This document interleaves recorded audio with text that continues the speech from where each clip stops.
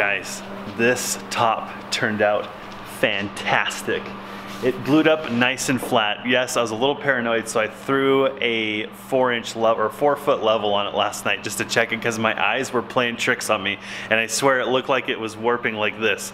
And I'm like, we can probably fix that with screws, but I don't think we can fix that much with screws. The good news is it's actually flat. Of course, we haven't put on the cabinets yet, so just wait. But it looks good enough, I think we can work with it.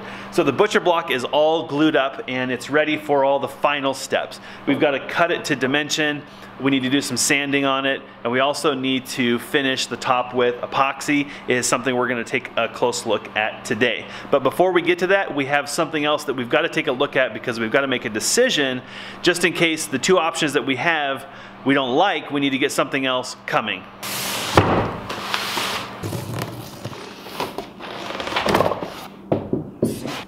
This looks amazing. Doesn't it look good? I love it. I think what I love the most is that this was firewood. Isn't that crazy? And it's gonna go to waste. Yeah. We kind of talked about buying materials and how it doesn't have as much satisfaction as things that you create themselves and things that have a story, and I think we're really seeing that in this countertop.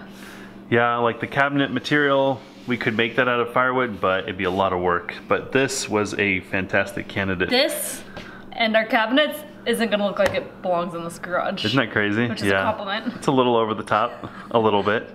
This is an inordinate amount of work for a countertop, but it does feel good knowing that it was our material and we salvaged it. So we're obviously gonna have to cut even further out than this and this, right? Because that's the base. Well, that's what we wanted to be, was conservative, but don't make more work for yourself than necessary, right? So yeah, we've got a couple of sink options to fit this beautiful top, and I think between the sink, the top, and the cabinets, this house is going to be looking a lot more like a house. In fact, it's going to kind of make the rest of the house look even worse. Right? So. Long term, what we're hoping for is to have like a one-piece countertop and sink that's stainless steel and backsplash. But we're talking custom ordering that. We need to know like exact dimensions, so we don't want to even take the dimensions until things are installed. Not to mention it could be at least a 2-month lead time. So we were kind of faced with a dilemma. Do we do like the plywood and use the sink we have route until we get our stainless steel one piece, or do we try to like find something in between, knowing that temporary becomes permanent? And that's kind of when we decided to do the butcher block countertop. It's something that we can do. We feel like it's a shame to just have plywood in our normal sink when we can put in a little bit of effort and have something that we're gonna be a lot happier with after Jesse's put all of this effort into the cabinets. And who knows, we might end up really liking this. Priorities might change, and we don't know when we're gonna get around to our one stainless steel sink. Yeah, that might not ever even happen, countertop, honestly. right, it might never happen. So, but it's hard because Jesse was sharing with me this morning about a lot of stuff that he's thinking about doing or wanted to do. But at some point we have to say this is good enough, or we have to ask ourselves what's good enough. And I think between this and the sink, we're gonna be looking mighty fine.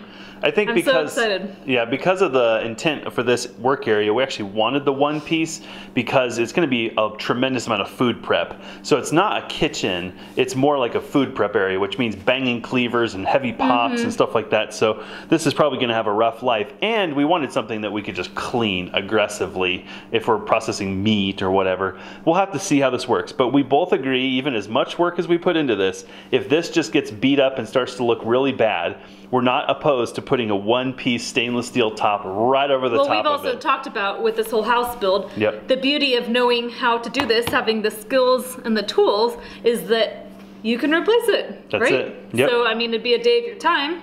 Yep. But well, and we have the resources and the means to make them. So hopefully this will work really good. I think once it's epoxied and cut and the sink's installed, I think we're going to fall in love with it. And I think we're going to just feel like it's a tragedy to cover it up. Partly because of the sentimental value, but you know, it's really pretty also. All right, so we need to look at sinks. We've got to make a decision about which one of these will work, if either one. That way we can move forward, and then ultimately we need to get this stuff shaped and dimensioned and ready to install. I didn't expect them to come in like mysterious black mesh. People are really funny about stainless steel because it's so easily fingerprinted and stuff, so they put these beautiful like packaging on them. That's nice.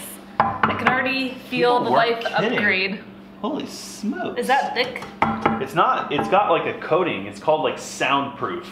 So instead of like dropping your pot in always wanted here, a soundproof it's sink. like boing. hearing? Wait, hold on. I can totally replicate the sound of the cheap sinks. That's exactly what a normal stainless I'll go with more soundproof.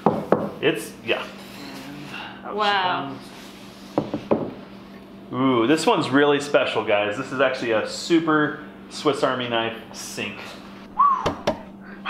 I was kind of on the fence of whether or not we should just deal with our sink. What? No way. But really, seeing this here, like we're gonna love this so much. Isn't that pretty? Wow. There's so much that we have to share about sinks, guys. We learned a lot in the very short amount of time that we were shopping for sinks. So here's sink number 1. Let's open up sink number 2. Wow, that is beautiful. Oh man, ready, lift. That's gonna be a tough. It's gonna be a tough decision. This will show it real good. Wow, it's like blindingly shiny.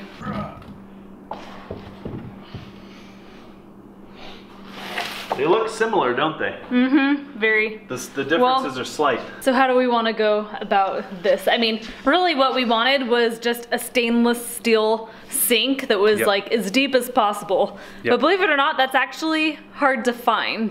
They weren't in stock on a shelf at a big box store that you could walk in and buy. But they were not easy, or they were not hard to come by, but you just have to know what you're looking for. So maybe let's kind of talk about some of the features, and as we do that, that'll help us kind of determine which one fits, if either one. So the first thing we noticed with a lot of sinks at big box stores, the metal is thinner, so the radius on the bottom is huge.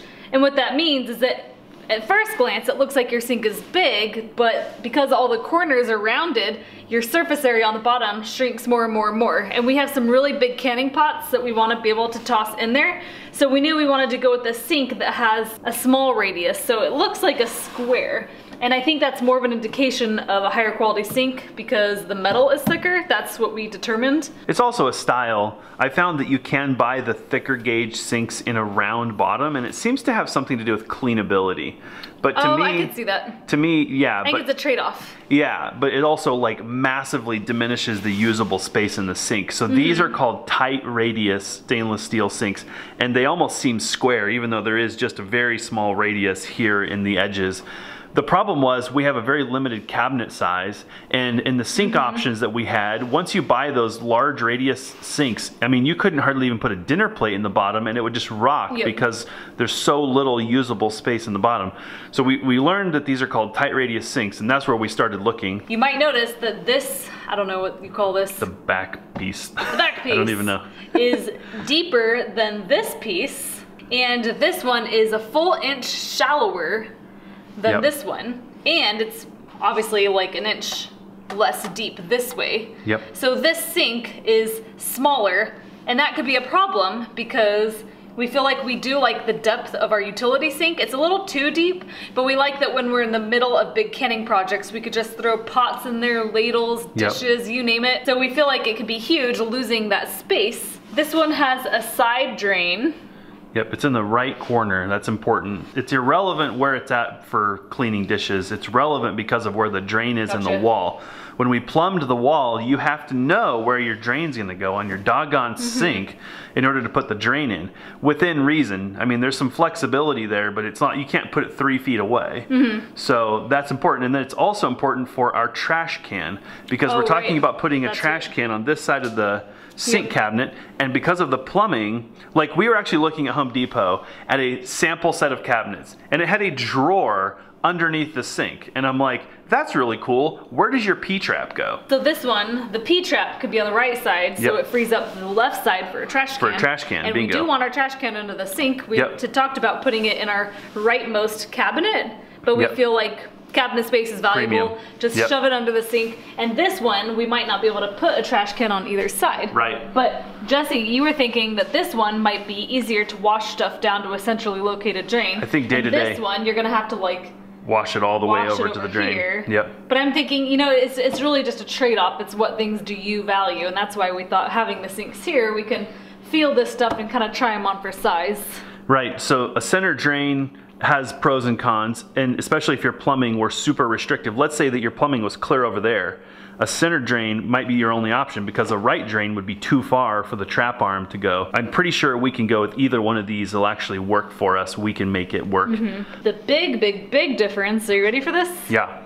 So that one-piece stainless steel countertop, yeah, the company we're looking at offers accessory options. So it's kind of one of those things like, is this gimmicky or is it really cool and does it open up a lot of options for a small space like we have in the garage? Yep. So that's where this sink shines, is that it has accessory options. There's a little lip here and you can set a cutting board.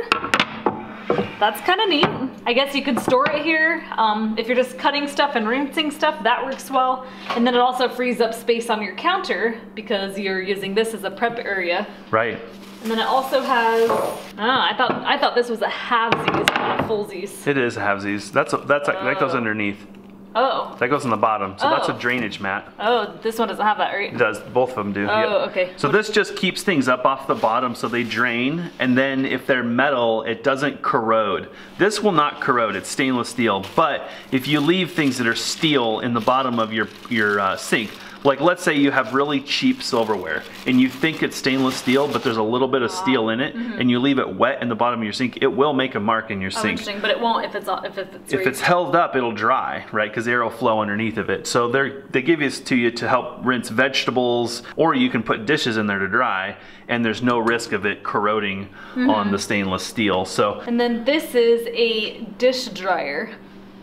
And I feel like you'd normally have more dishes than that, so I'm not positive if we're gonna use this. What do you think? I think we will for small amounts, like you're not gonna do all your canning pots on it, but it just adds the counter space, right? We already have a really small countertop. It's only 2 feet on one side, 16 inches on the other, so. I mean, this is bigger than, this is the size of the counter space we have right now over there, which is the top of one cabinet. Yeah.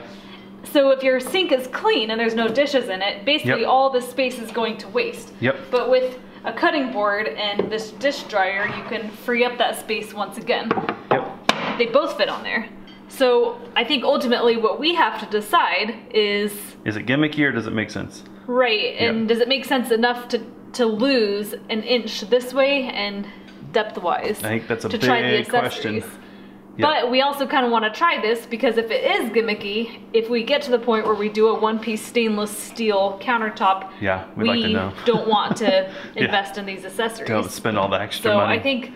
I think what we need to do is see about the drain location. Yep. And then that might make up our decision for us. If we do have discretion, you know, now we have to think about which route we want to go. I think the pots are probably the most easy to test question. So let's lay those sinks flat and then we can throw pots in there and kind of pretend like we have a faucet on there, kind of see what that looks like. That's a good idea. No problemo. Oh yeah, that pot practically disappears. At first we were trying to find a stainless steel utility sink, but Jesse brought up a good point that it's actually too deep. When you're doing dishes, we feel like we're hunched over all the time. It's not meant for that, We don't want to go diving in our sink. We realized that after a lot of use and then using normal sinks, we realized that they're actually shallow for a reason. Because at the total countertop height, plus the depth of your sink height, you don't realize it, but you're actually bending over to wash dishes, which we don't have a dishwasher and it gets extremely laborious. I would say, with the case of this pot, I don't really notice the extra inch. Yeah, it's not a massive amount, is it? No. But it's there. So the other question is, does the pot have room to wiggle? Like, will the handles fit? And the answer is yes. That one's like, got room I will say, when we're using this as our primary kitchen, the versatility of the accessory sink is nice. Yep. But when we have a kitchen upstairs, this is gonna be trade-off. Well, this is gonna be more like a commercial kitchen where we're doing ginormous loads. We're processing meat. So I feel like like a cute little cutting board and a cute little drying rack, like it's nothing. Yep.